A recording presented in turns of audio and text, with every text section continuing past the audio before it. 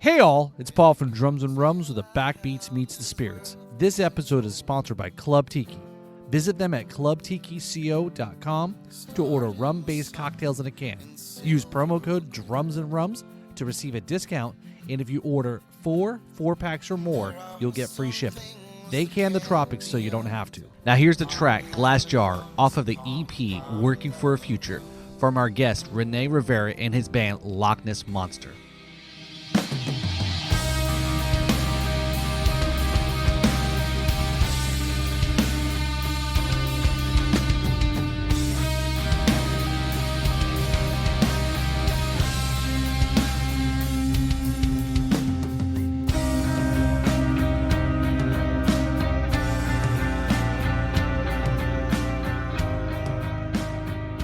Hey all, it's Paul from Drums and Rums with the Backbeats Meets the Spirits, and on this episode 104, we've got a familiar face back on the podcast there. Yes, you know him, you love him.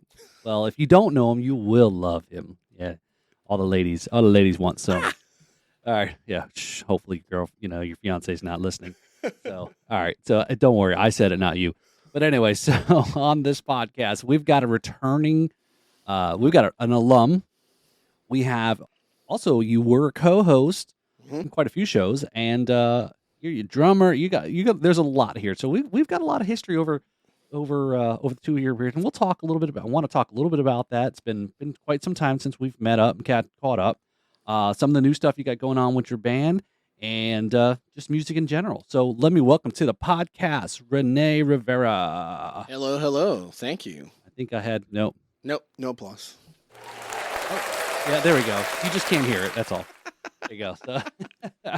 So let's start this off right, Rene. All right. So I know when you were first on the podcast, episode 2, way back, this was when, if you guys want a good laugh and see how I've progressed, this is actually a really great humbling thing, is to go back and, especially like if you're doing music, right, or performing, right. It's great to go back and it's like, okay, I did get better, or hopefully you got better, right?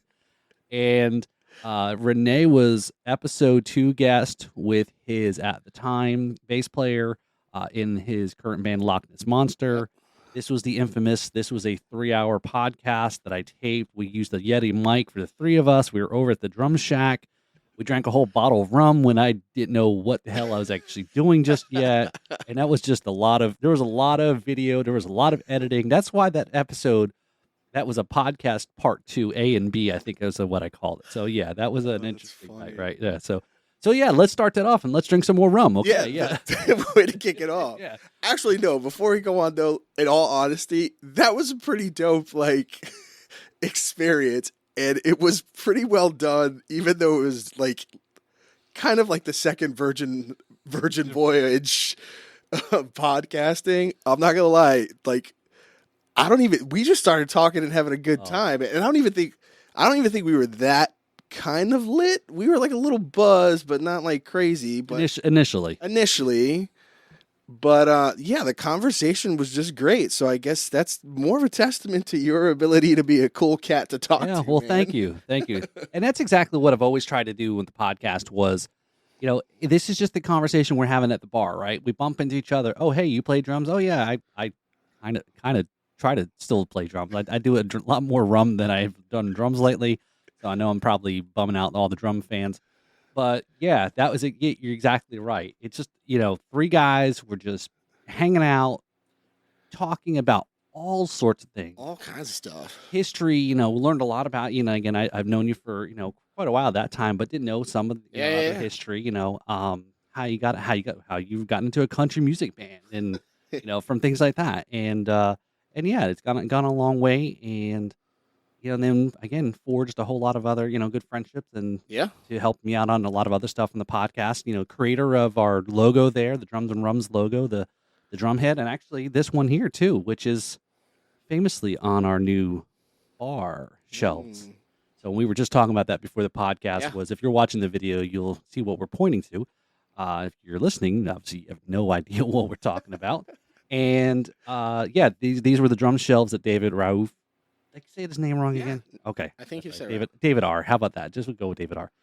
And he made, and so anyway, and actually was you helped land Dave, right? I Yeah. think that was during the summer of 2020. I had a lot of stuff going on outside of the podcast. I think that might have been the first one I sat in with. I think so. Yeah. That you graciously invited me because of the connect, and he was super cool. And I mean, if you guys haven't seen any of his stuff, definitely check him out on YouTube. It's R. David R. The guy is a legit craftsman in every sense of the word when it comes to drums and other kinds of cool things, such as So crafty. he is. But yeah, that was the first one, and then Dorothea. yeah, but even before her, we'll get to that because that was probably like an epic moment, probably in my life. I'm not saying that like lightly. But you then graciously invited me again to sit in and chat with Juan Carlito Mendoza. Oh, that's right. Yeah. That's right. Because he's a school teacher up in Jersey, and even though I'm playing with a pretty, reputable known band here in Florida, I got a full-time hustle because I'm not famous yet. So I'm a school teacher as well, and I teach history. So I think, from your perspective, you're trying to kind of link that commonality there to kind of see what we can get. And dude was super cool. So, one, if you listen to this or whatever, I mean, phenomenal. I, kind of follow him on Facebook and most of his socials, and I'll shoot him, a message here or there, on special events or whatnot, and he'll shoot me back. Just very kind and gracious. And then the creme de la creme, not to say that the other two, was freaking Dorothea Taylor, the godmother of drums, and I'm not gonna front. Like I thought I was gonna pee my pants. She was so freaking. Oh. She was amazing. Come on. She's what? That was 6 months, a year ago. It was probably close to about a year ago. It was summer. It was the summertime. Yeah. And she's what, 67? Be careful now, Renee. I know. You know about the ages in women. I know, my bad. Yeah. My bad. Let's just say she's super cool. She's amazing. Yes. Yeah, and then shoot, what the heck? Like a couple on Jimmy Fallon. I know. She was on our show before Jimmy Fallon's show. There you go. Right. That's Take it. that, Jimmy. I'll tell you what. When she showed on that night on the Tonight Show, and I watched it, the first run that night, and I was like, "This is so cool." And again, I know she's playing with Questlove, and there's a little bit of hamming going on, which but still was awesome. I mean, I she could take Questlove. Oh yeah. And I was just like, videoing and then posting on Instagram, tagged her, Jimmy, and I'm like, I think it was probably the most viewed story I ever had on Instagram. Cool. Because I'm like, she was on Drums awesome. and Rums before Jimmy Fallon's show. You heard her first. That's Go watch right. it. Yes. And even I think Nick Cannon's show. She was also on Nick Cannon's show. She was. That's right. So she was. So I'm not saying that I made Dorothea famous, but I'm not saying that. All right. Well, anyway, let's get to drinking. All right, because we got to start here. So, all right. So the last time Renee was on was eons ago, March, April of 2020. Right. And again, I was just still figuring things out. We're in the middle of the pandemic. No, it was just before your episode was the last episode. Yeah. Right. I only got 2 episodes in, and then everyone was like, "Ooh, cooties don't want to be around anybody." Right. Yeah. And so there's a lot has evolved. We went from, like I said, the Yeti mic to a little bit more sophisticated. I think it's sophisticated. No, it's and to we've got a questionnaire now, because that was always difficult trying to figure out what people want to talk about, what I want to ask them, etc. Now we have some questionnaire, and so you fill out the questionnaire. And by the way, the one question about the T-shirt, you already got your shirt. I'm not giving you another damn shirt, okay? So, but the one question today that was on there was, what's your favorite cocktail? What's your favorite drink? And you did answer was bourbon and Coke. Yeah. Or whiskey and Coke or something. Whiskey and Coke. My go-to for the longest was always Jack and Coke. Okay. And then I have a really good buddy of mine who's actually an accountant. He's our family accountant. Great dude. And he got me going on bourbons. And then he's part of like some bourbon club or whatever where he gets some like creme de la creme choice bottles for a relatively good rate because of his membership. And it was like a moth to a flame, dude. Like after that, I'm like, this is delicious. He's joined the B club. All right, we got no B here. We're just gonna give him the R. We're good. The R for Renee. So here we go. Dun dun dun. Drum roll. All All right, so we've got so this is also Feller. A lot again for those of you who are watching the video, up on the shelves behind Rene here. These are all of the rums that we've had from guests who have come on who own a company or distillery or something to that effect. So these are all alums up on the back shelf there. And I pulled off here as a local one. I think I think you'll like it with what your bourbon taste is. This is Knox and Dunn. They are a Florida-based company. It is barrel, uh, straight barrel. It is 86 proof. So Dang. we're gonna give you a little bit there. 86 proof. Yep, 86 proof. Well, hey, if you're gonna drink those bourbons are up there too. Yeah, man. no, I mean, whatever. So, and then we're gonna pour a little bit of, like I said, that's all I got. He asked for Coke, but that's all I've got is Hey, man. actually. I ain't complaining. So, and I'm gonna go ahead and I'm gonna have something a little different here. So let's see. Can I see that bottle so we give who are these guys Yeah. again?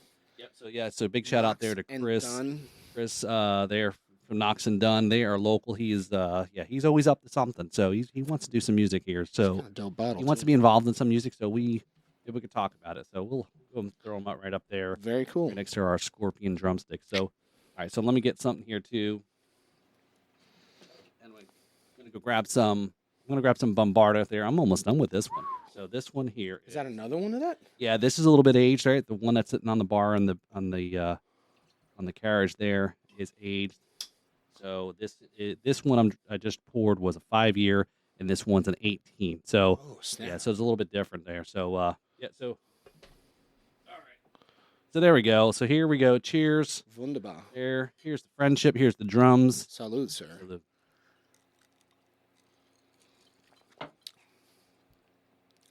Dude, that's pretty dope. All right, there you go. Not gonna lie. All right, Well done, Knox and Dunn. that's right. Florida based. So Great. so yeah, so let's jump into it. So like we said, we did a little bit of reminiscing, walking down memory lane there from 2 years ago. We've done a lot of episodes. We've come, again, I'm amazed. After that episode, like I said, I really wasn't sure what I was going to do because of the pandemic and whether I would keep things going. Mhm. Now I have to figure out if I'm going to continue this and lockdown happen. Do I figure out Zoom? I wasn't ready to go to Zoom that soon. You and half of the world. Yeah, right. Yeah, and we were joking with a couple weeks ago with Annie Blake, the owner of the Falcon House and Bar down in Delray. We were laughing because she'd been doing remote working prior to the pandemic. That was what she did in sales. And she goes, I said, we still can't figure out the mute button, right? 2.5 years later, we still can't figure out how to double mute people and things like that. So I don't know. So true. It's funny. So, but yeah, we've gone through that and the pandemic and the remote and then continue working. And like I said, we were talking there about helping, I appreciate you definitely helping during that summer was keep moving things along. I know you were very jazzed about, trying to get folks, David and Juan and, Yeah. and everybody and trying to pull all those things together. And so I appreciate you definitely helping out because I pretty much do this by myself. And, Mhm. and I always try to figure out how to expand or how to ask for help or grow the podcast, which we'll talk a little bit on the happy hour show. That's here at 8:00 here. And if you're listening to this, it's already happened, but every Thursday night at 8:00 on our Facebook page, we do a happy hour. Well, the biggest happy hour in a half an hour. We just have a good time. We talk about things, talk up the podcast, what's coming on, play a few games and so forth. And the reason why I mentioned that was we will talk about some things about some opportunities with another podcaster here locally, expanding, trying to maybe build out a podcast network Cool. and things like that. So Wow. yeah, so all that to come. But yeah, so what's happened? What's been going on with Lochness Monster since let's just go back to about maybe that summer time frame of 2020. Yeah, I think so. Before I think we actually kind of met to do our interview, we had just like late February, no, that's not true. Early March of 2020, we had gone into the studio to start recording some tracks for our new EP called Working for a Future. And I'm probably going to say just like everybody else, like we really weren't. What's the word I'm trying to use here? I guess we weren't really.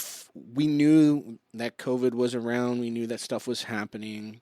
I don't think, like the majority of everybody else, we imagined or even thought that it would get to the point where it did. Right. So, just kind of wanting to stay creative and busy, the year and change before that, we were just writing and orchestrating some stuff. I think we initially were like, well, let's put out like a full EP, or full LP, a full album.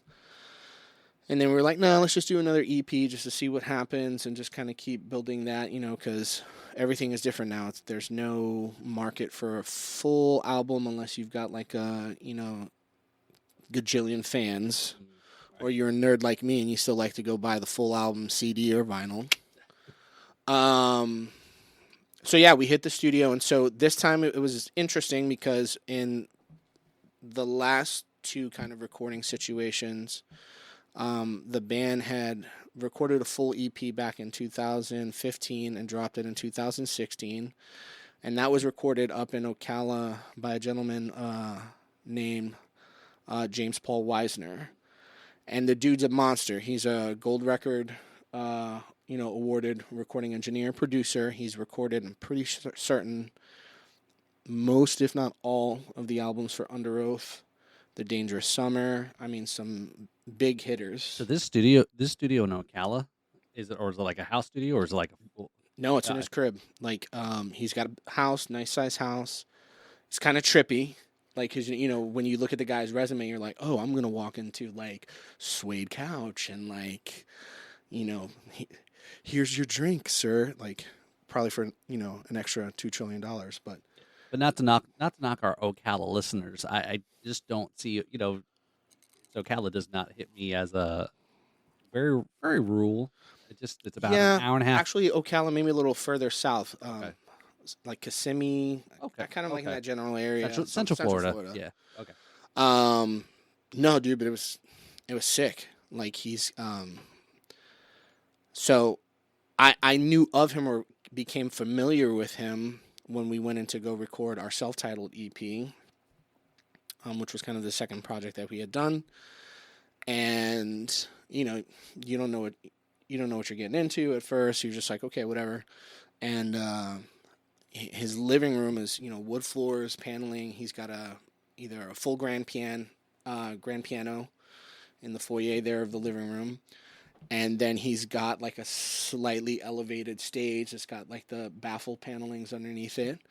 Pulls his kit out, and then he puts up all these kind of cages you in, literally, with these sound dampening pillars, and you go to town. And then in the other room, which I think used to be the master, he's got, a 47-inch flat screen with Pro Tools kicked up, this dope-looking reclining chair that looks like he's on the USS Enterprise. Like, he literally looks like he's freaking. This like this lounge chair mixing. Oh, dude, it's recording, and he's like superhuman, dude. I've never seen fingers move that fast on a freaking keyboard with the shortcuts, and it was incredible. Like, if you want to hear the quality, go check out Fables, and go check out our second self-titled EP, Lochness Monster. So, that being great and all, we kind of were like, well, we love and appreciate and respect what James does, what he brings to the table. But we wanted to kind of do less of a produced kind of sound to the new EP or the tracks on it. So we kind of shopped around. So we started a couple months before we had sat down to do episode 2. We met up with some cats up in Stewart up there called Rain Cat Studio. 2 great guys, Brian Lamar and Jeff. I'm sorry, Jeff, I forget your name, but great guys. And I think we were booked there for 3 or 4 days. If memory serves me right, I think it was 4 days. Drums were tracked and recorded. And at that time when we did, I should say, we had met to only record 2. because we had 2 that were like already done, and then if we were gonna go back, we would bang out whatever additional tracks on this new EP.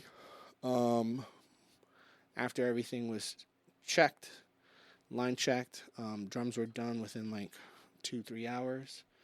And then, just everything getting, layered on top of it. Now I heard you'd done that in one take. Yeah.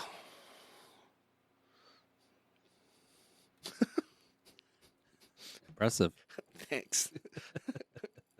Well, he's gonna take a sip. He's gonna take a sip. Bask in his proud accolade. No. No. I'm not a very You're so modest. I am not a very good compliment taker. Like, I just feel so weird, but I do appreciate it. Well, and that was one of the kind things too that the 2 guys had said about us, and it's kind of become a staple of Loch Ness Monster, is that we rehearse like a mother to make sure that when we get into that studio, no one has their finger up their butt, and we're wasting time or trying to, do the writing session there. Right. We do all of our preparation and all of that stuff weeks, if not months ahead. Right.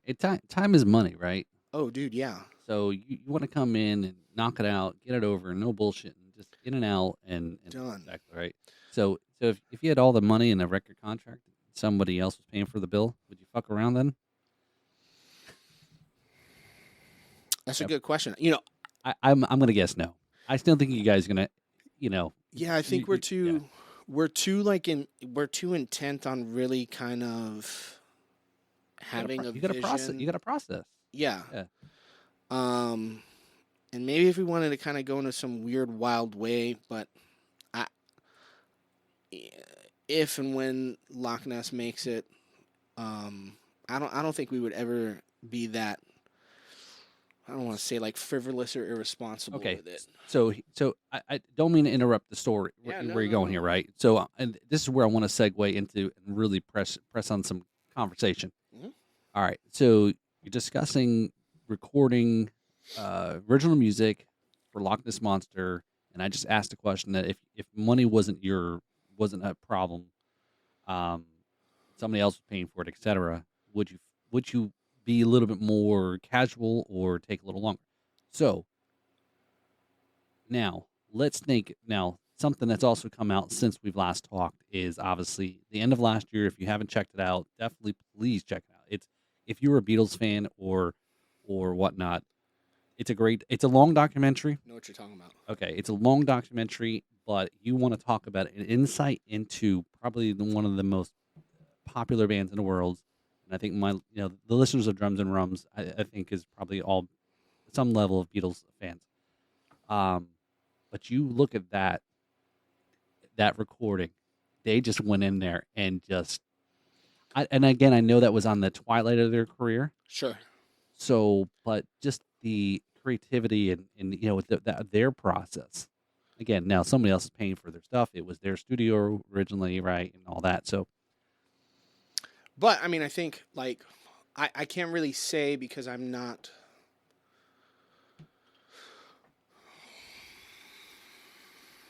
For the bands that are doing that now, I could be wrong, and if I am, please someone let me know. But I think most cats are like spending 2 months, maybe 3. They go in completely fresh with nothing. I still think though what's remarkable about watching that is that the Fab Four did it in 2 freaking weeks. yeah. So I mean, when you're really, I think that's a testament of their ability, who they are, right? Yeah. Just the songwriting, the song, how. Yeah, I agree. Songwriting, their musicianship, as players themselves, and then not just only that, but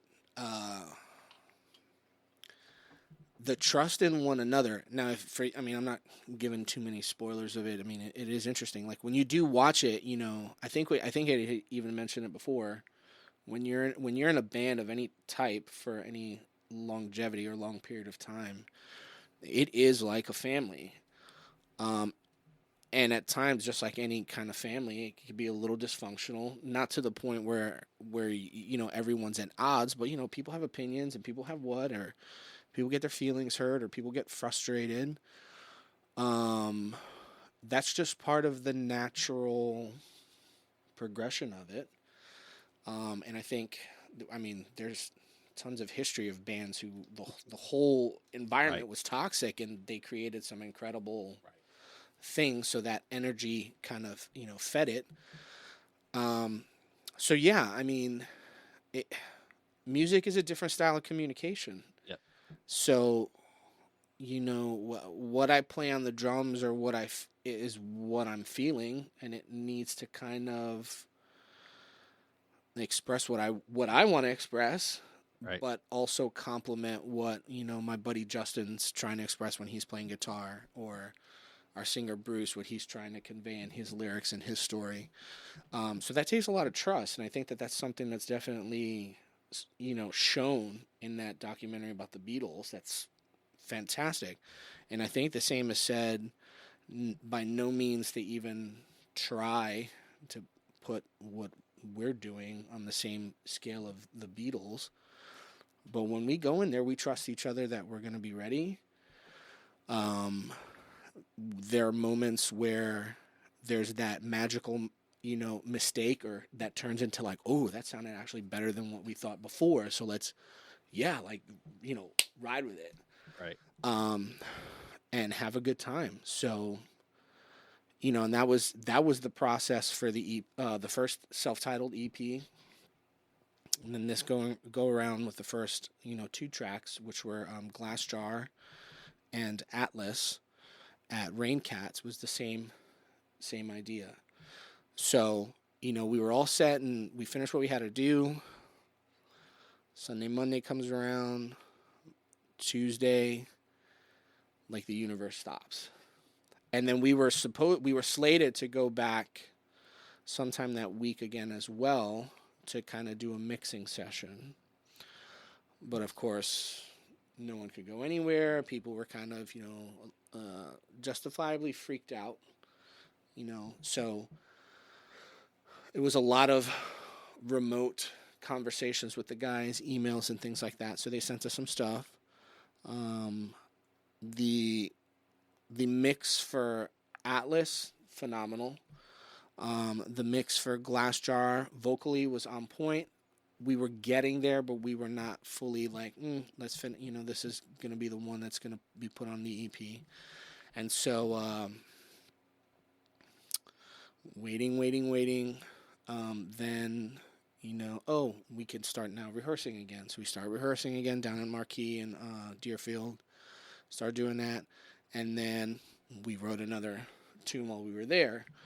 And then a couple months trying to get that all kind of orchestrated or whatnot. And then we were just kind of like with the angst. We're like, damn it, we got 2 songs already tracked. It starts. Yeah, we got one that's set. Let's go and record this new one that we have called Running Away. And it wasn't anything personal, just trying to see, we could find. And then we kind of shifted and went down to a studio in Miami called Bull Productions down in, deep Miami. Great guys. Started our mixing and recording there for Running Away. And then we presented them with the option, and we're just like, hey, man, could you guys do a remix of Glass Jar, which had already been, principal recording was done over there, and they did a bang-up job. So we now had 3 finalized tunes. I think we were going to try to do a 4th one, but I don't recall who it was. It might have been Justin, who's our guitar player, but he suggested the idea of kind of reprising one of the tracks off of Fables. Which is the first full EP. Now the first full EP, I came into the band 7 years ago, so I kind of like, since I've been like the elder statesman, I'm like, this is my band, bitches. Like, I got ownership in this as well. And then there's Justin, who's the founder. Bruce has been there now for 4 years. So it's been a good conglomeration. And then we did have a bass player by the name of Brad Evanson, who was the gentleman that sat with us that one day. And, just life and things called him to kind of move. Not out of state, but just move on from what we were doing. And, he left amicably. And we've got a new cat by the name of Federico Carradini. He's from Italy. So he's in now, and he's brought some cool stuff that was kind of added into the single. Just different rhythmic patterns, like the crux of it all was kind of still there. But he just overlaid some additional kind of like spice and flavors. So what's it like, after playing a while, especially as that episode we did with episode 2 was, obviously drummer, but then also our first, I think we've had a couple since then, rhythm section that had joined the podcast. And I mean, what are some of those different nuances? I'm not trying to tell you, get you to compare or pay, but again, there's certain nuances I think you can probably, obviously playing with anybody new, right? Especially with the rhythm section. I know it's kind of a...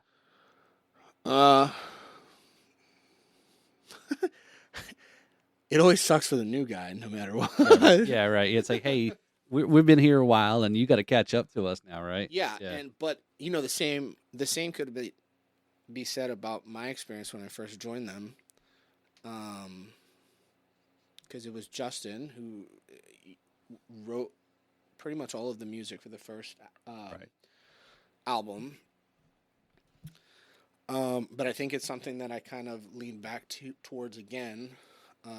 I kind of said, I don't know how far I went talking about it in the first episode I was on, which was your level of preparedness and professionalism, for lack of a better term, in walking into that environment and that situation.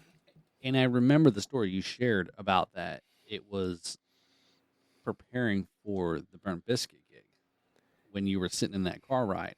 Yeah, well, it was the same thing with, Justin reached out to me. This was back in, I think I joined, I came on board with them tail end of 2017. So Justin reached out to me. I was out of town in Georgia with... I mixed the band up. Okay. No, you're fine. Yeah. But no, it was the same thing with them, too. And I didn't even have a kit, but I'm... okay, fine. I probably looked like I was having a seizure, but I was air drumming all over the place. But I'm also conceptual in my learning, so I charted everything out for... Justin, I think, sent me like 4 or 5 tunes just to be ready on. But I listened to the whole album, and I charted out. The original album, I think, has like 12. I think I had like 9 out of the 12 like charted and done. So I came ready. And then it's funny, it was March of this year, I think. Was it? There's a known country artist around here by the name of Tom Jackson. And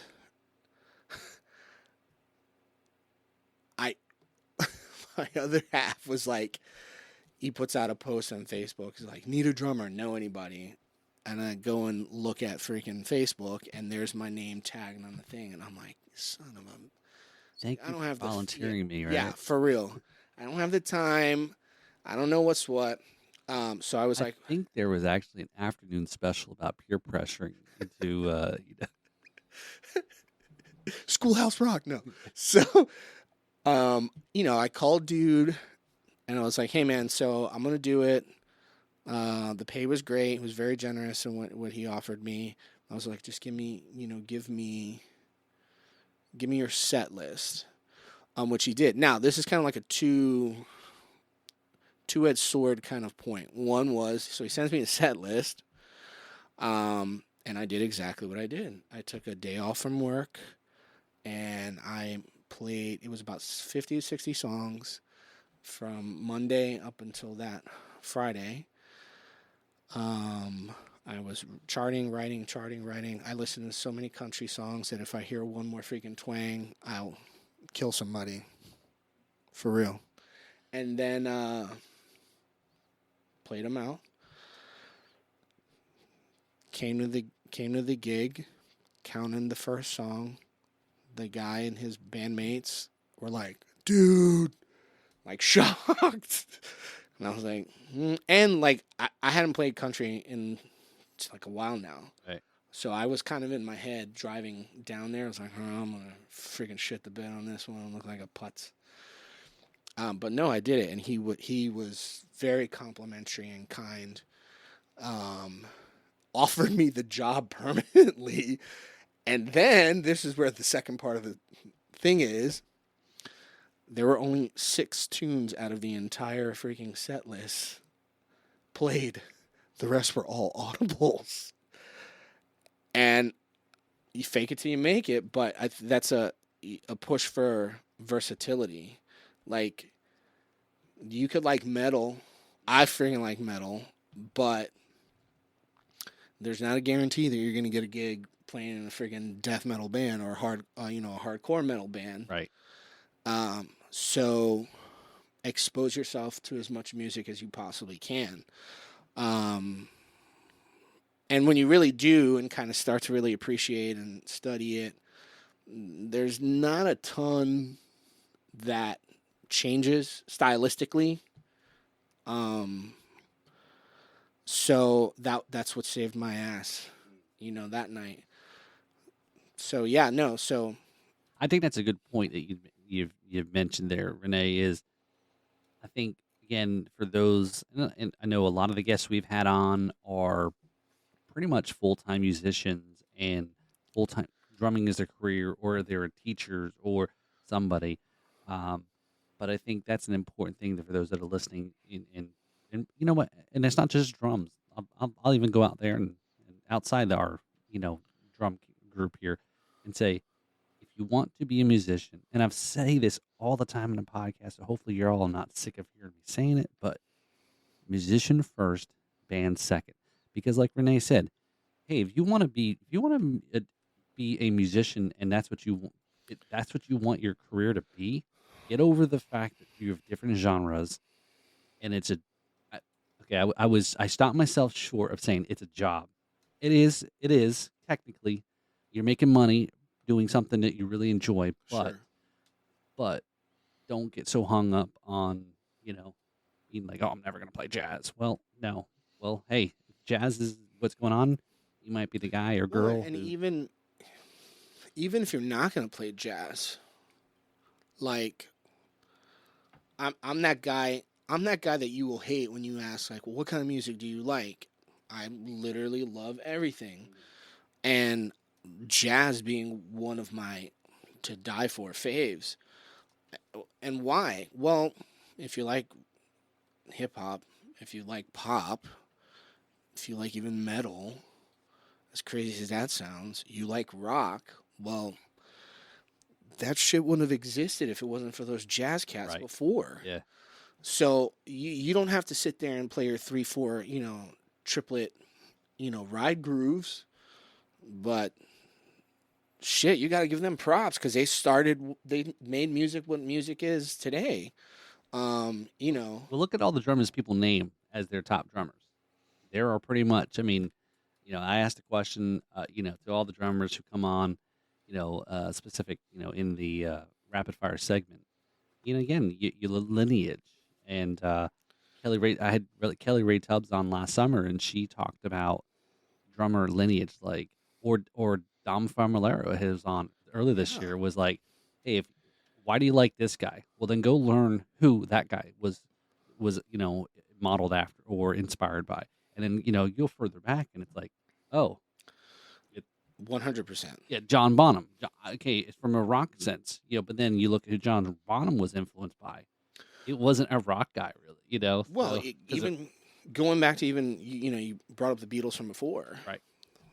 Well, if you go and you listen to any of the, interviews with Paul McCartney that he does as rarely as it is, he'll flat out tell you unapologetically, he's like, dude, the first 2 albums were nothing but like Delta blues covers. You know, and that kind of chafes my panties a little bit because those those African Americans who were here but so disenfranchised and cheated were revolutionizing music To and influence, right? Yeah. and then this past weekend we went to go see that Elvis flick.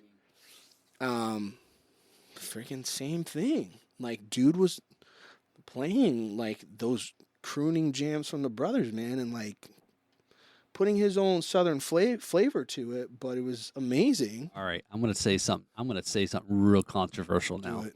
Okay, so since you've seen this movie, I've heard a lot about it. I've heard some mixed, things. Somebody had said to me, "He's like, yeah, there's like rap, infused in it," and I was like, I get that they're probably trying to hook a younger audience or more because Elvis was like 50, 60 years ago, right? Yeah. But I don't know. Again, I know it's a generational thing, maybe, Let me get but some more juice. yeah, there you go. Yeah, I need to drink up more. I'll get you more ice in a second. I just don't know. I'm just not that impressed with Elvis. I know it's more anymore only because he didn't write his stuff. Again, he could perform and sing and do his things. No props that he can sing, but so as much as it annoys me about hearing people trashing somebody like Taylor Swift, she is involved with involved with her writing process. She doesn't solely, she has a writing partner. Hell, a lot of rock bands in the 80s had writing partners. Hell, Desmond Child is pretty much over listed on all those 80s songs. But I know, I guess, I mean, I didn't grow up during that time with Elvis, obviously, during that time frame. I'm probably a lot more a Beatles person over the Elvis I'm person. gonna But cut even in though, there for like 2 seconds, and then you can keep going. I'm paddling with you in the same canoe, brother. yep. So yeah, so Yeah, I mean, I think that the genius of him. Colonel Tom Parker. Let's just call it that. Come on, Rene. Yeah, Elvis ain't nothing. and- Just go ahead and say it, Rene. that's- Elvis ain't shit. You can say it. I said it. It's okay. We're in a safe zone here. You can say it now. Okay. Yeah. Oh Lord, There goes all. there goes all the listeners and your followers. And there goes Priscilla Presley will not be listening to the podcast. This is a public service announcement. You can have different opinions. Yes, exactly right. It's okay. Okay, that's right. um, I know it's odd as it sounds in this day and age, but yes, you're right. it was interesting, but yes, I think what the guy had a voice. There's no denying that. There are other artists in that era that to me, Johnny Cash, hmm same freaking era, phenomenal storyteller. First time I heard The Boy Named Sue, I almost like ran off the road laughing because I literally was picturing this kid hating his fucking life because his name was Sue. Can you blame the guy? And like the duke out fight at the brawl at the end of it, it's classic, or Folsom Prison, where Folsom Prison Blues. Right. So you got guys like that are just like, wow. Who else? You've got Buddy Holly from back then, who did some incredible songs. Roy Orbison. Hell, Hank Williams. Yeah, Uber country, right? Yeah. like one of the godfathers of it. I guess there, in that sense, that there's that myth and that all those things that went into Elvis. God, we really took a hard turn here. But Yeah, but that's the beauty of how you do things. this almost sounds like a reenactment of episode 2. So it's like we were going somewhere and there was a Buckle up, folks. We're going to be here for another 5 hours. Yeah, Waze tells us to get off the road here, and who knows. But yeah, I go back to that. I think in the sense that I was when I went to Nashville, and I've talked about this tons of times on the podcast. When I went to Nashville and was in the studio where he recorded and all that, I'm like, I do like that history part of it. I'm like, it's a part of history. He was a part of history, part of again, right? We go back to influencing. He influenced the Beatles. He had ties into that stuff, right? And he's a lot, right? Yeah. And then, to me, which I think is, if you don't listen to them, like, you need to get your head out of your ass and you need to go find them. Led Zeppelin, like, Robert Plant is very open about how much of a diehard Elvis fan he was, along with, a lot of those Delta blues cats. And you can hear that influence through in every aspect of Led Zeppelin. And my favorite Led Zeppelin song is When the Levee Breaks. Absolutely. Oh, I mean, you just hear anyway. So it's I think that's the mastery of the guys that I revere. There's an understanding and appreciation, like you said, for the musicianship and the art. Anywhere from the guy who can move at like supersonic, speed, to the dude who just knows how to sit in that pocket and play something tasty for the whole 3 to 4 minutes of the song. Right. So I mean, it varies, but you if you're gonna get out there and you're gonna play any instrument, not just the drums, you need to be as versatile as you possibly can be, because it's gonna save your ass, but it's you got to know where your playing comes from. So, I think it's good segue to bring us back home there. So, I know we went a little off tangent there, but it was definitely a bring back to that point Rene was making about, hey, you may not have been a country fan, not been his forte, his thing, but it was an opportunity, a gig, good paying money, right? good. And to learn some country music. And if you ask yourself, if you asked your teenage self, hey, you're going to be in a country band, you probably would have kicked your own ass. Mm-hmm. I hated country music when I was a kid. And I'm in that same boat, right? I didn't see myself as a, and I've been a little bit more open, right? Sure. I've been a little bit more, maybe because of certain folks that I've been around I've been playing with and jamming over the last few years, a little bit more open to country. It is maybe because country, for me, the time period I'm kind of coming around to it, it's a little bit more new country. I know that's like our local country radio station, WIRK, old country, new country, right? And, but I'm not totally sold, right? But, there's a few songs, but I know there's a whole lot of history. Like I said, here, and I've always talked about this again, is I would have never thought I would have went to the Country Music Hall of Fame before the Rock and Roll Hall of Fame. Yeah. But again, you got to respect the history, and you got to respect these different players. They're all, whatever genre it is, It's necessary. So yeah. But all right. So yeah, let's come back around here. So you're working, so you got some new EP. You're in the studio there, recording. So what do you got? You guys, now that things have kind of opened up, here in Florida, and I'm pretty much everywhere. But are you guys working on trying to get, some out there, some shows and Yeah, we're playing out. Summertime, we kind of take a little bit of a break with our families. That's the summer vacation time for the majority of all of us, which is fine. And then we pick up and we come out of the blocks running, in the fall. So we got some stuff coming up. We haven't yet posted or listed anything as of yet, because there's just still things in the works. The one that we do know that's like a definitive is we were invited to play up at some college town up in PA, the 10th of September. And I don't know if it's going to be like an after a game kind of post-show after party thing or whatever. Supposedly the place is a huge club that's had a pretty big history of some known and made players. So we're going to play there for, I think, 1 or 2 nights, or kind of move around or whatever. Nice. So that's kind of dope. And then we've just been writing. I think we're going to look to we have 2 more other songs that are kind of up on deck. One of them is called Circumscription, and it's very kind of like Tool Mm.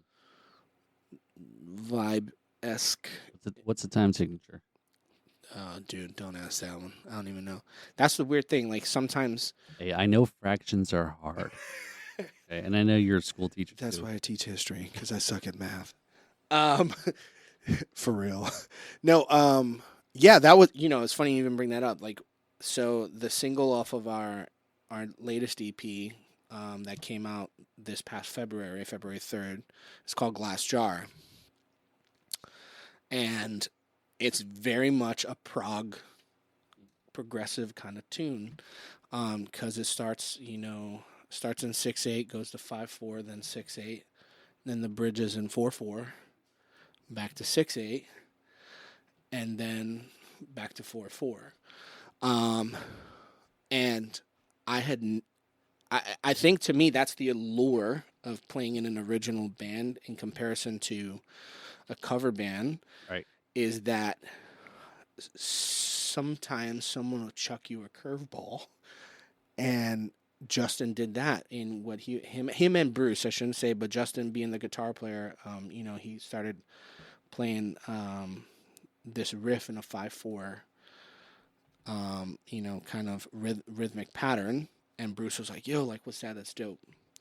And then they bring it to the room, and they give it to Monkey Boy, and I'm like, where the hell is the friggin' snare supposed to hit on this shit? Like, I have no idea. I've never played 5/4 in my friggin' life. And man, it was brutal, and I'd get freaking mad like a mother. And then, typical me, like, somehow my brain is like, hey, like 3 months later, stupid, now you're gonna get it. And I was like, oh shit. And we were playing it. I was like, what the freak? Like, it was so. And then it was like, oh, like, now we get it. So now when we play it, it's like nothing because we practice it so freaking much. But, dude, I love that freaking song. Like, and I'm grateful that they challenged me to get out of my stupid comfort zone. Like I've played 6/8 stuff before, so I got, but 5/4 never. And then figuring out how to put that back into like a 4/4 in the bridge, I was like, who am I? Yeah, because that's pretty rare to be able to do a 5, switch it up and so forth. One of our, and we had quite a few guests on that are very much prog or or odd time signatures. One of our guests who was recently was a drumbishist Myrna, also I think last summer, and she does a lot of odd time signatures. She's a metal drummer, and but she's also playing a lot of that stuff. And I love when some of the folks that post on Instagram like, okay, guess this time signature, and I'm usually like, I try to listen. And say, I just recently she posted one. I said, not 4/4. So that's technically correct, right? Right. So yeah, That's a check plus. that's right. So, but yeah, so so cool. So, yeah, and I think that's kind of a cool thing is that this ties into the different distilleries I've talked to. Is if you guys looking, if you're going to head up that way, there's a couple distilleries on not that far off of 95. You want to pop in and maybe book a show for a night or something. Definitely. Like I said, I could definitely connect you guys if you. And they do a lot of original music in some of the couple places here too. So yeah, we'll definitely talk about that. All about it. Cool. So all right. So yeah. So summertime, taking a little break there, which is cool. You got to recharge and then come back in the fall to charge up and go at it. So what's your thoughts on the whole state of rock right now? I mean, I don't know. I mean, there's a big concert here in Florida not that long ago, Rockville, and I don't know. I mean, So Justin and I, and that's one of the great things that I have to say, and I'm pretty sure I could speak for Justin and Bruce. That's been one of the beautiful things of being with these guys is like we're good friends. And I'm grateful for the relationship that we've managed to develop, and we've gotten to know each other's families. Federico, our new bass player, he's equally as just wonderful of a person too, and I could see, him kind of developing into another great friend, another component in my life. So going back to Rockville, so Justin Yeah. invited. By the way, thanks for the invite, motherfucker. I saw the pictures on Facebook. Justin Thanks. Justin invited me. He was very kind. He kind of treated me for my birthday back in March, and he was like, "Hey man, I got you tickets for Rockville." I was like, "What?" And we went. We were supposed to go for 2 days, but the weather was like ass, dude. It was bad. And we got there Saturday. We were supposed to see the closer for Saturday was supposed to be Guns N' Roses. I guess any rain would have resulted in Axl's face melting off or something. I don't know. But it was bad. And then the next day, no rain, no anything, fantastic. So the thing that really got me, like, almost shit my pants excited, was that the Foo were going to play there. And then Taylor. And even when I talk about it now, it just feels very surreal. I'm not one of those people who gets overly emotional, because I didn't know the freaking guy like one-on-one. But when I talk about his passing, it gets me. Him and Neil Peart from Rush. Because Taylor, for me, has always been a huge influence. Neil, I think just because it's Neil. But, man, that just... I was messed up for like at least 2 days. I was just like, what the frick? Anyway, so, we went and 9 Inch Nails almost like head explode. It was amazing. Like, they were great. We saw Smashing Pumpkins, freaking amazing. Watching Jimmy Chamberlain, sitting behind the throne, driving the bus. It's like, oh, dude. Billy Corgan in freaking white face paint and makeup with some crazy sign with a large priest robe in 9,000 degree weather. I was like, dude, this guy's nuts. But he did it, and he was amazing. And then, just to close it out with 9 Inch Nails was like phenomenal. So, yes, I think... Going back to the original question, the state of rock. I don't hate the guy, but when Rolling Stone and other periodicals are saying that Machine Gun Kelly is the new face of rock, there's a problem, people. Well, he did play Tommy Lee in the Dirt. He did, which was a great friggin' movie. Yeah, crazy. I was explaining to somebody the other day about it. I'm like, okay, make sure your kids are not in the room. Yeah. Okay. It is really graphic, but it probably, I would assume, what we all think, if you weren't there, you would assume this is exactly what you would imagine what was going on with Motley Crue. 100%. Yeah. And I like some of his stuff, like Bloody Valentine's, like when like I said, you got to like everything. Speaking of Motley Crue, though. Yeah. Let's there's an 800-pound gorilla in the room here. Okay. Who, me? No. Okay. Tommy Lee breaks his ribs. Yeah. Okay. And you know what's really bad about it? When I heard the story and I was Googling it, and I typed in Tommy Lee ribs, and I don't know, Google, you seem very, very, I don't know if racist is the right word or inappropriate, but it brought me up ads for like Chinese restaurants. Okay. That's not appropriate. That is way not appropriate. Okay. I was not talking about any Chinese food, ribs, etc. Suck it, Google. Get with the program. Yeah, where's your AI right now? For real. I was talking about the Motley Crue drummer. I just said Tommy Lee ribs. Okay, I guess if you were thinking about a ribs place, not the news editors broke that Tommy Lee broke his ribs. Okay, I don't know. But anyway, so Tommy Lee ribs. Not, yeah, awesome. I think I'm going to open up a rib joint, and that's what I'm going to call it. Tommy Lee's ribs.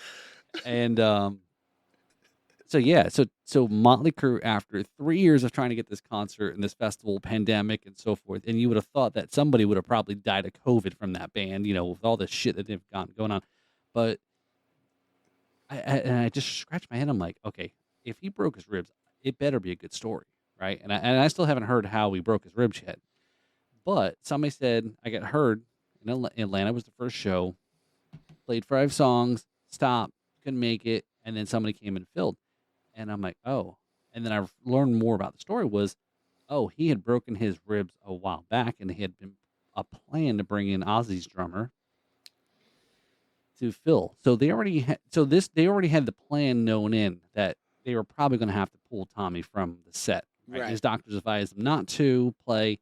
And I actually haven't really even talked about any of all this on the podcast or even on social media. I just find it very curious. So the next show was now in Miami. So I think this was 2 weeks ago. Mm-hmm. I had friends of mine had said, Tommy Lee came out, played one song, and then switched the drummers. And then I'm drawing a blank on his name, but who filled in. I said, well, that's interesting. I don't know. I haven't done enough research to find out. But almost to me feels like it's very contractually obligated that Tommy Lee has to at least perform, because probably that's what the contract was, that all 4 original members of the band had to perform this concert. So technically, which to me, I guess if you're paying whatever it is to see Motley Crue, and I was listening to another podcast. Tickets weren't cheap, weren't they? No, they weren't. Right. I was listening to another podcast. I'm going to totally screw up. Ages 2 to 92. I don't know. I'm sorry, girls. I just learned about this podcast the other day. I'll post in the show notes. But they were talking about it. 2 girls that talk about rock, hard rock, and all that in the 80s. And they were talking about if you switch out your basically it's always, as we all know, you switch out the singer, that's really what changes the band, right? So my point is, would I be so upset that I didn't see Tommy Lee perform? Maybe as a drummer, yes. Maybe as a drummer. As a casual fan, probably don't give a shit. As long as Vince Neil is up there sucking and puffing on the wind because he couldn't keep up to the same songs. But yeah, how's the lyrics for Dr. Phil? Well, He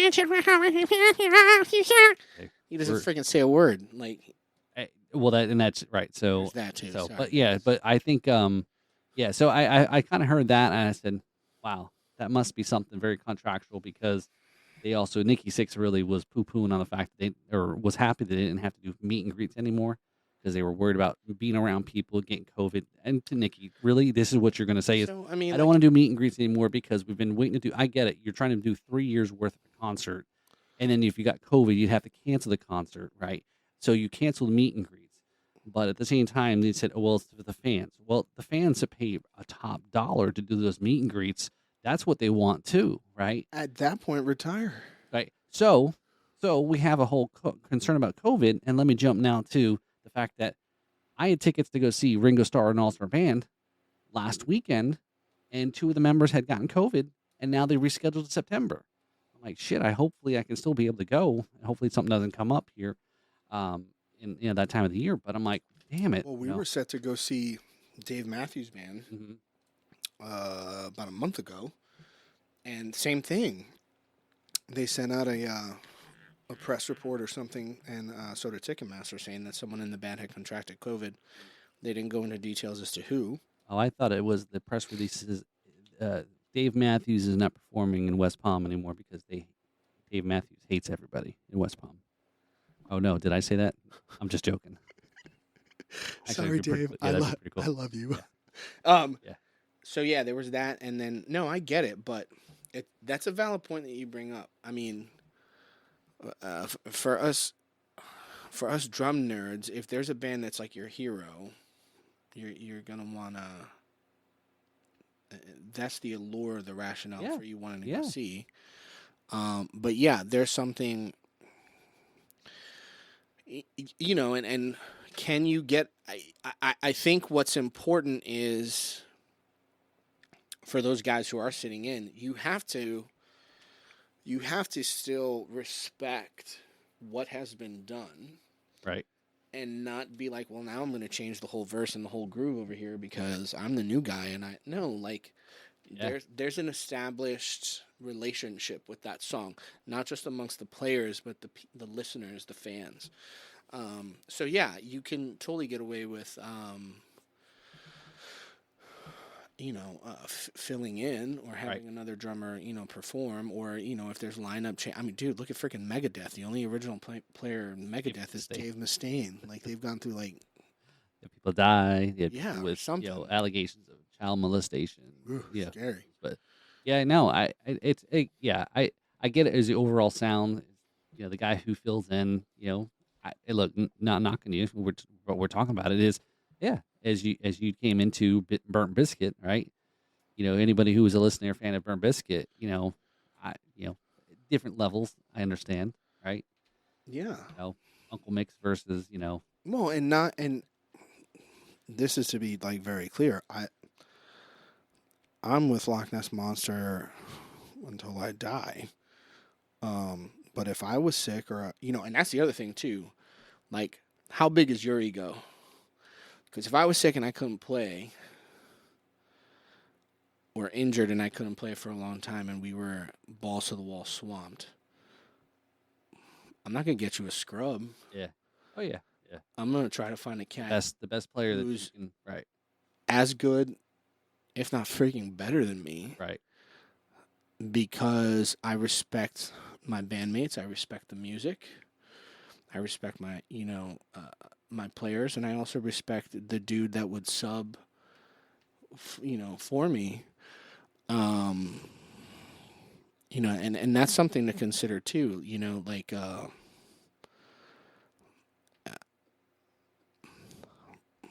if you hear any of the stuff that I've performed with Loch Ness Monster and you like it and you're like, wow, like, okay, thanks. But I'm aware that there's a freaking 15-year-old kid that will make me look like a total dipshit. And I'm okay with that, and that's just the part of it. And it should be celebrated, not... and then going back to your question about, like, well, what's your thought of, like, the whole state of rock, or let's even go bigger than the state of rock, the whole state of the music industry. Right. There's so much fear and trepidation of that up-and-comer that's, like, potentially could make it, taking the limelight from that multi-million-dollar investment they put in. But you know what about that? Again, this goes back to the analogy, Justin Bieber analogy. If it wasn't for social media, it becomes an equalizer to being buried in unknownness that you could be. And maybe now we're starting to see the opportunity because of the internet and things like that, TikToks and Instagrams and YouTubes. You're starting to see. So could there still be the unknown drummer kid or musician kid that's out there that nobody knows about? Yeah. Yeah, possible. But there's a big difference, man, from playing in your living room to a track or whatever versus playing live. That's fair. That's fair, yeah. And I got nothing against it. I think it's great. But, can, or at least, records, it's not saying that you have to go ahead. Like, dude, like, the day of the showcase is almost dead. Right. And it's like, come on, bro. Like, it's not like it's costing you anything. You get, a promoter, or if you, like, we do a lot of our marketing and promotion of our own. We do a lot of I know myself, Justin, we do a lot of the booking and trying to reach out and all those different kinds of things. So it's like, shit, man, if I can get a couple of the bands who are, like, just as good as us and find a dude who's, like, made, be like, come on out. Like, shit, I'll buy you friggin' whatever you want to drink for the rest of the night. Like, I don't give a crap. Like, I'll make it worth your while to some degree, not just in the entertainment, Right. And I think it's funny, totally, like, along the same.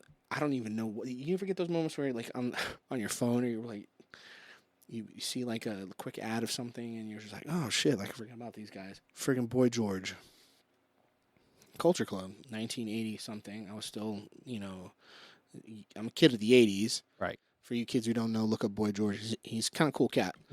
And he was doing a live interview somewhere over there in Great Britain, and he made a very powerful statement. He's like, dude, there's so much. He's like, I wish that the music industry, and he's true, he's very accurate in this statement, would get on with the ball with the digital age. They're still operating or thinking under the paradigm of the 40s, 50s, and 60s. And it's like, dude, like, that's not where it's at anymore. the whole, as you said, right? It's not profitable anymore, or unless you're, maybe larger or known, that you don't need to put out, because now we live in a download per song per moment and so forth. That's true. Right. But In case your listeners aren't aware, I am a little smart. I might sound like a buffoon. But I went to Full Sail to get my second master's in entertainment business. And now, you know this, we grew up during that Napster era. Yep. Where it was like, and also before that, for you millennials and youngins out there who had no idea, the notion of the CD, when that came out musically, everyone was like, oh, these will last forever. No, no one will be. Nothing lasts forever. Just kidding. So here we are. Yep. Napster hits. Yep.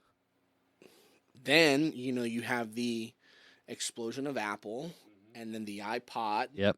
The original ones. Yep. And when that hit, and I think that was like, what, 2000s, early 2000s, something of that nature. I didn't have the money. I had to buy a Zune. I don't even remember how the hell I got mine. I freaking. So I always said the minute that happened, I was like, why the hell didn't, the big five, Warner Brothers, Sony, Universal, BMG, and AMI, come together and go to Steve Jobs or whoever and be like, we're going to buy all the controlling, stock shares of iTunes so that they can have a sense of, I guess for lack of a better term, integrity or Right. control of what was Right. there to be more, but then at the same time, one could then go ahead and argue that, look at us. We're not signed. We don't have a label, but you pay your distribution fee to a joint like CD Baby. And then it's on every freaking streaming platform that's there. Apple Music, Spotify, Yep. Pandora, And that's how Deezer. that's how the podcast is now. Yeah, I've got a hosting exactly. company. They get it out there and all that. So all right. So Rene, are you ready for the rapid fire segment? I'm ready. All right. In 4 beats or less. That's a lot of pressure, but I think I'm ready. All right. Yeah. So now that you've been enjoying some knocks and done there all night, right? All right. So here we go. So in 4 beats or less. Again, this is something you didn't go through. I didn't go through this process. No, Right, last yeah. time. You didn't get the rapid fire. All right. Nope. In 4 beats or less, who's on your Mount Rushmore of drummers? Buddy Rich, Todd Zuckerman, Mike Mancini, Stuart Copeland. Okay. All right. That's good. Some similar names other people have have mentioned, but okay, that's a really good crowd. All right. So in 4 beats or less, we talked a little bit about this, so I think this might be a tough one for you. Whose death hit you harder, Neil Peart or Taylor Hawkins? I mean, Taylor, it's tragic, and then knowing more about what transpired, truthfully, I don't think there was a full dossier / report, but it was evident by whatever was kind of already presented from TMZ and other reputable sources. Yeah, I mean, that one hit me hard. Neil's was a tough one too, but I think Neil's was a tough one just because of the legacy. In some regards, an influence for me as far as showmanship, because I was lucky enough to see Rush perform twice. I didn't get to see them during their R40 tour, but just knowing what he's contributed to the drum community as a whole. That and not knowing, because Neil has always been extremely private, and has always shied away from the limelight, for lack of a better term, no pun intended, of his success, and he's very vocal about he doesn't understand why people Fawn over him. Oh yeah, Right. So yeah, those are the two. But man, Taylor, when I think about it, it still kind of rocks me because he's been such a seminal influence for me, as a player myself. So so that's kind of interesting. Is it right? Is two drummers who've had a lot of influence on a lot of drummers, including yourself. One's obviously younger than the other. One's, again, I think more in seen as collectively seen as stratosphere, as you mentioned, right? Neil was on your Mount Sure. Rushmore, right? But yeah, I agree. I mean, thankfully I had the opportunity to see Foo Fighters play 5-6 years ago at the amphitheater here in West Palm. Saw Neil perform it during the 40th anniversary, 2004. I think it was maybe that's when I saw him. 2004. I saw him at the amphitheater as well. Two totally different drummers, but again, a lot of influences. Each of them in a sense, and again, we talk going back to earlier about the lineage, right? Yeah. Of course, Taylor was influenced by Neil Oh, yeah. and so forth. So, and again, I think it's as tragic as it is for the Foo Fighters. And we were talking a little bit about, you can replace a drummer, and probably most people go to see a show won't skip a beat and won't be so upset as long as Dave Grohl is still singing. Is it still the Foo Fighters? That's tough. That's really tough. Yeah, and I think that's kind of like, it's kind of the same thing with Rush. Like, without Neil, it's not Rush. Right. I'm a huge Foo Fighters fan, and I think that they are probably one of the most seminal bands of our generation. And I don't, that's interesting you say that, because I don't think a lot of people kind of tie that together, put two and two together on the Foo Fighters. They've always known, and Dave is a very, out there person. He pretty much plays on any, he wants to perform and so forth. But, it's always usually, it's not until your legacy, you look back. And I think the Foo Fighters will go down as one of those bands that is up there. Oh yeah, they'd have to. I think as long as they've been together and performing, and the hits and the visibility and the induction to the Rock Hall was great, and I'm grateful that Taylor was alive to see that.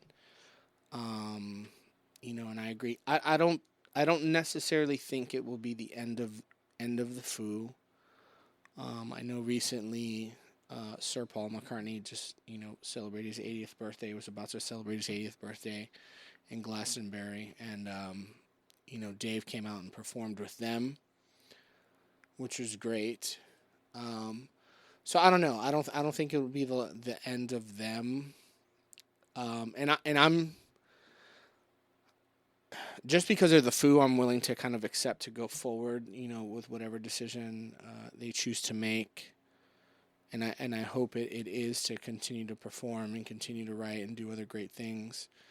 But yeah, man, Taylor was a unique cat. I mean, his playing was great.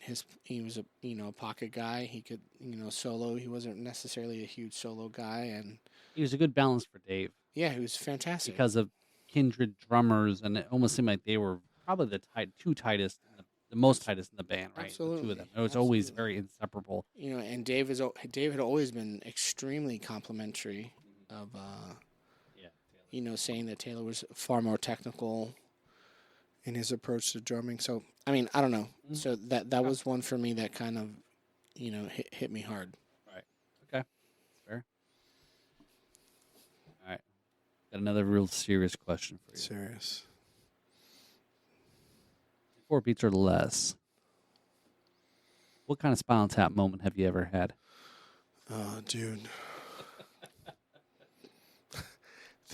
The ultimate Spinal Tap moment was back in August 8th, 2008, when my brain decided to take a dump on itself. Ooh. I had a brain aneurysm, and I was sitting there playing, and I was wearing in-ear monitors. My left ear goes deaf. I thought I had blown a driver. So I've been playing long enough to kind of like keep a rhythm with one hand, and I was on the ride, but I do recall that my arm started like bugging out, like it was not doing what it needed to do, and then I was out. Wow. Very lucky, and I'm very grateful that the big G upstairs decided not to smite me at that time. But when I woke up, it felt like I had been asleep for like 30 years, man. I was just like so exhausted, like drenched. I was wearing a gray t-shirt, and the shirt was completely soaked from top to bottom. Luckily, I kind of did a quick faculty check to make sure that I knew where I was. And the dude who actually kind of collected me was a gentleman by the name of Steve Thorne. He's no longer with us. He passed away about a year ago, and it was very sad when he passed because he was just a phenomenal human being. And I always remember, after this near-death experience, because it's what it really is, when I went back to kind of see him, he was playing. This was at a church, so he played with us there. And he just came up to me and hugged me, and we just literally for like 3 minutes like didn't let go of each other, just crying. And he was just like, "I'm so happy you're alive and you're safe, buddy." Wow. So yeah, dude, that's my epic Spinal Tap moment. Long story long, they had to do surgery. I was in the hospital for about a month, to kind of make sure everything was copacetic and fine. And then since then, thank the Lord, I've been relatively healthy. So Wow. that was my ultimate Spinal Tap moment. That's pretty crazy. Yeah. So if they do a new Spinal Tap and they steal that idea, I get 50% of the proceeds. Thank you. is that too soon? I don't know, man. I might be down with like the little mini Stonehenge coming down. That's like the most classic move. Well, they did have a drummer spontaneous combust, so that's pretty close. That's maybe. true, Yeah. like, yeah. Maybe you trying to spontaneous. Oh, that's funny. Combust inside your head. Maybe, right? Yeah, so, oh my God, too much. So, all right. So, all right. So, in 4 beats or less, Okay. where is the best place that you have performed at? Oh, dude, Sunfest 2019. We were shocked that we got selected. We tried getting on for this past year, but Sunfest kind of has like this clause where they don't want repeat artists after 4 years or whatever, and this would have technically been 3. But we were kind of banking on the fact that it was like, COVID, maybe, Yeah. But anyway, dude, Sunfest was phenomenal. And they've got a better program now, I think, right? Than you guys had played as far as the local acts now. It's not the whole battle of the band thing. Isn't it something a little bit different, And that could be wrong. They might. I mean, okay. I'm not 100% sure. I know they were, because, we were alums. We were able to, fill out an application. Or I contacted a lovely individual by the name of Shannon. She was very kind and just, fantastic. So that was definitely the one. We played the South Florida Fair for 3 days, so that would be another one that was fantastic here. It's a pretty big county fair in Palm Beach County. So yeah, very fortunate, and the response was equally as positive. So yeah, those would, Sunfest for sure would be kind of on the top of the tier because the year we played, One Republic was there. The guys after us were Flogging Molly and Hawthorne Heights. So there were some major players. Did you feel like a rock star that weekend? Be honest. I felt like I needed to drink more freaking water because as soon as we started playing, I suffered a bad bout of tendonitis several years back. And I found this fantastic physical therapist / chiropractor guy who, like, literally in a matter of days, not weeks, kind of helped me get back to health with no pain or anything like that. I was like shocked. And then after that, I went back to rethinking my grip because I was holding it like a freaking caveman, like an idiot. Anyway, long story long, when we go to Sunfest, and since then I kind of went back and revamped.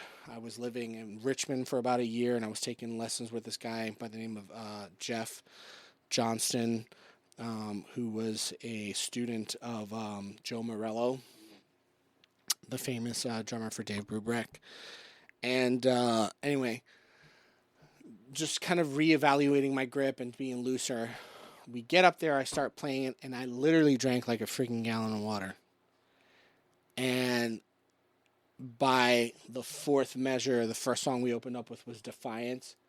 My entire, like, hands, arms, chest cramped up, and I was like, oh, this is going to be one of those freaking days. So, just play through the pain, like, whatever, who cares? And, that's what we did. It was, the result was great. But, yeah, I think I wish I would have drank more water. All right. So there's to your reference to Waterboy. There you go. High quality H2O. All right. Very good. All right. So now that's all right. Like I said, you didn't get to go through it the last time. I don't know if we would have made it through that No, episode number. We were definitely a wreck that night. So definitely, so go back and listen to episode 2 if you want a good laugh of where the podcast has come from and the craziness of that episode. Rene trying to do rudiments on a plastic table and how that microphone was going to pick up and sounds. So, again, we can't forget it wasn't just solely us. Yes, we're gonna, it was also the third wheel there, which was Brad, right? So yeah, we're just gonna blame it all on Brad. No, just kidding. No. So all right. Thank you for there. So again, I know you've already been on the podcast, so you're alum. So, but we will give you a consolation gift, which is I just dropped on the floor. All right, so we're going to give you some Doc Brown's really bad rum barbecue sauce. So there you go. So that's what's up, dude. So there you go. So this weekend when you're barbecuing out there, so check out some Doc Brown's really bad barbecue sauce. Definitely check out our Alum up there, Doc Brown. He's got really bad rum. Someone that's the name. I don't know. That's the name of it. It's actually good for spice. Yeah, great marketing ploy. It's actually he's who I went down to Sunfest with. Oh, get out! Year, yeah, so I had an extra ticket. Cool. I had an extra ticket on the Sunday show, and I said, "Hey," why don't you come down? I said, "Wait, you went on Sunday?" I went on the Sunday. What'd you go see? I really didn't care. Dude. Actually, I did see I did watch a little bit of Black Pumas. They were amazing. Yeah, I definitely dig them. Again, didn't know, and that's how a lot of Sunfest bands are. Is you don't know some of these unless they're really the big names. But then if you go down and actually are a music fan and want to, let me try to check these guys out or check this band out. And again, it was May. It was hot. And it was just great seeing all these people drink. And then the thing is, the day before, it had poured. Yeah. And so that whole grass, that whole area down there was humid. Oh, that's right. We ran into each other. We did. That's right. That's right. We did. I was like, hey, look, all these Drums and Rums alums are at Sunfest. I ran into, I can't remember. There's a whole bunch of people that were there. Because my future stepdaughter, she loves Lanny. So we went to go see Lanny. And, dude, I'm not going to lie. They were amazing. They were really, really good. And she got to, we bought her extra tickets to sit in the front where it was like the crowd and whatever, kind of like a surprise. She had a little girlfriend of hers. But they were great. And, oh, man, Black Pumas was like such a treat. They were phenomenal. Really enjoyed them. Really, really. So hopefully next year, Lochness Monster's on the bill and we can rock it out too. So stay tuned. So, all right. So that's a good segue there, Rene. What do you want people to check out? What do you want to plug? What do you want him to go download? Whatever. Here you go. You got your shameless plug. Yeah, man. So shameless plug. So, the band that I'm with for a long time that I love to be with and honored to be a part of with some phenomenal guys is Lochness Monster, and you can look up our stuff at lochnessmonstermusic.com. And if you are interested, you can, right there off the top, there's a link to our most recent EP, which is entitled Working for a Future. And I don't know if you'll be showcasing some of the music. We have a single out by the name of Glass Jar that's there along with like the video. So check that stuff out if you dig it. At the very top, it's kind of like a one-stop shop. Follow us on all of our socials. Facebook, Instagram. We do have a TikTok and Twitter. That would be greatly appreciated. And if you really like what you hear, download the music from any Apple any music streaming company, Google Play, Deezer, Apple Music, Pandora, Spotify, and send us a DM or something letting us know what you think about the music. And we got some other stuff that's kind of, as I mentioned before, that's kind of in the, in the chamber. And when fall kind of comes around, we'll start looking to record a couple singles to kind of drop those out. I don't know if it will be this year. That would be fantastic. One tune, just go for it, or next year. So if you like what you hear, follow, send us a message, and we greatly appreciate that. Cool. All right. So again, check it out. Go download. Support local music. Even if you don't live here locally, it is still local music.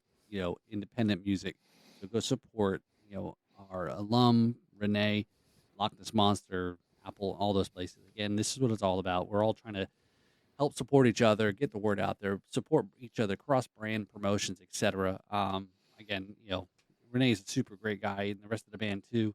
Part of as he talked about on the show. Oh, and do the same for Drums and Rums and for Paul. So I've been here. I've been very fortunate and blessed with the opportunity to be invited not only to participate as a drummer. And I'm humbled and grateful, for your respect and appreciation what I do, but I'm equally as, grateful and thankful for, his kindness, his friendship, and what he's doing, with the podcast. I know a couple minutes ago we were part of the the happy hour live stuff. So, and I said it there, but it's true. I could not be more grateful and humbled to be a part of something with an incredible individual such as yourself. So for you guys, follow, show your love, because this guy, he's a champion. He's got some good stuff. And if you think Drums and Rums is like from a third world,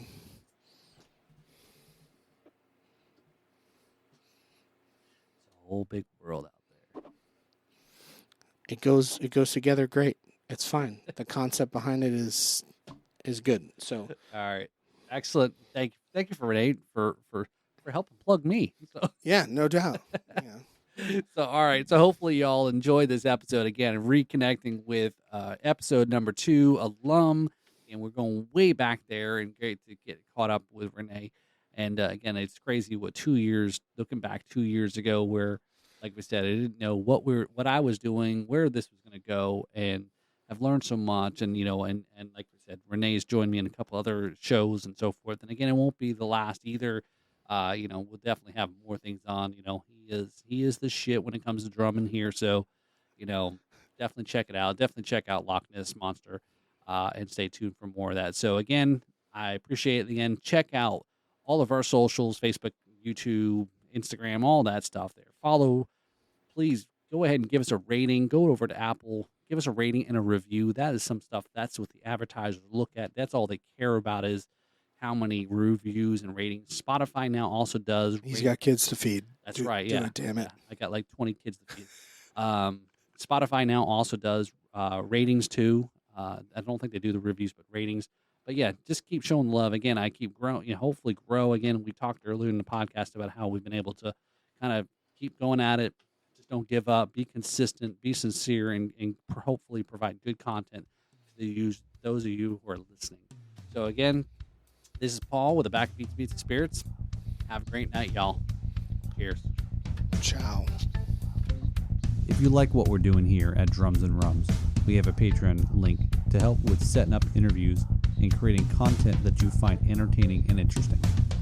Also, if you'd like to sponsor, advertise on the podcast, or if you want to come on as a guest to promote something related to the show, email me at info@drumsandrums.com. Lastly, I want to thank Brad Brock tune titled Once Upon a Bottle of Rum, and check out his podcast, Jams and Cocktails. Thanks again for listening, where the Backbeats meet the Spirits.